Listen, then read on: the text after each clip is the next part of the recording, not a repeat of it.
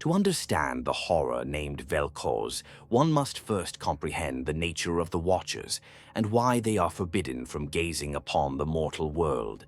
Beyond, beneath, and somehow outside the plane of being stretches an infinite void, untouchable by mortal minds, ungraspable in its truth.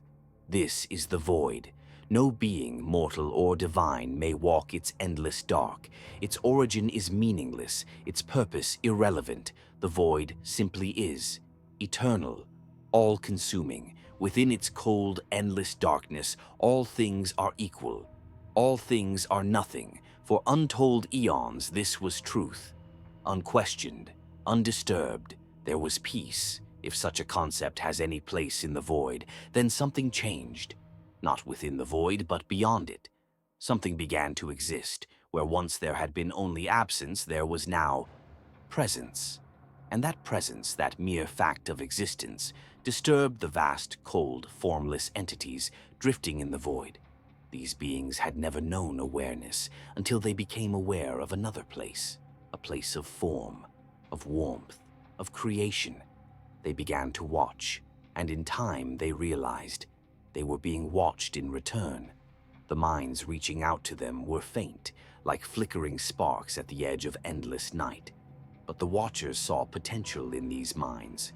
Through them, they could access the material world, destroy it, stop its unbearable unraveling beyond the veil of nothingness. The boldest among them tore through that veil. They descended into reality, but crossing from the timeless, shapeless void into the rigid, linear structure of matter, disoriented them.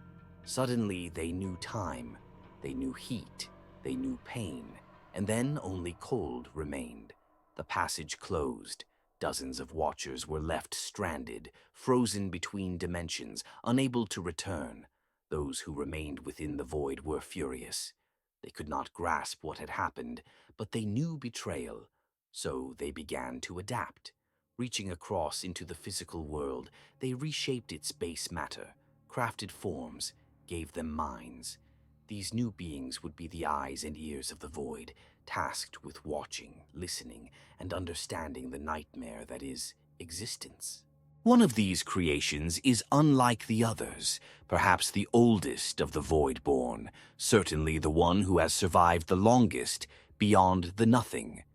Those unfortunate enough to witness this entity have named it in 1,000 ways.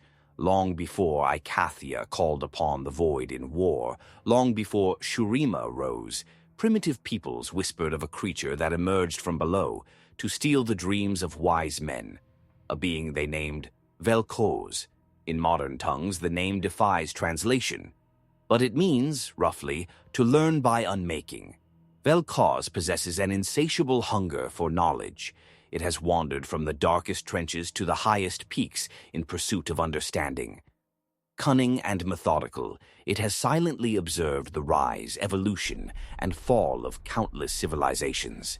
It has lingered in the ocean depths for centuries, deciphering the secrets of the seabed. It has gazed upward, tracking the motion of stars across the heavens. All the knowledge Velkoz gathers, it delivers back through the fractures in reality, feeding it to the Watchers and any mortal who attempts to interfere. They are erased without hesitation, for the void is eternal, and in the end it will consume us all.